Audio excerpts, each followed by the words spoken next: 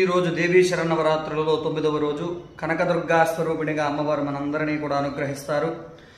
ఈ కనకదుర్గాదేవి యొక్క అనుగ్రహం ఎంత గొప్పది అంటే, ఏ కార్యము తలపెట్టినా ఎటువంటి విఘ్నములనైనా నరఘోష దృష్టి దోషములతో పాటుగా ఎటువంటి భూతప్రేత పిశాచముల నుంచి అయినా కూడా ఆ తల్లి మాత్రమే మనకు విముక్తిని కలగజేయగలదు. ఎందుకంటే రాక్షసులను కానీ మరియు ప్రేత పిశాచముల నుంచి కానీ విముక్తి కలగాలంటే ఆ అమ్మని అశేషముగా పూజించాలి.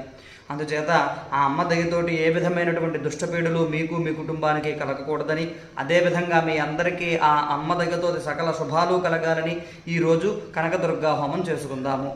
ఓం శ్రీ గురుభ్యో నమః. హరి ఓం గణానాం త్వా గణపతిం హవామహే కవిం కవీనాపపుష్పవస్తమం జ్యేష్ఠరాజం బ్రహ్మణాం బ్రహ్మణస్పదాన శృణోతిభిస్సేదసాధనగ్ః స్వాహా.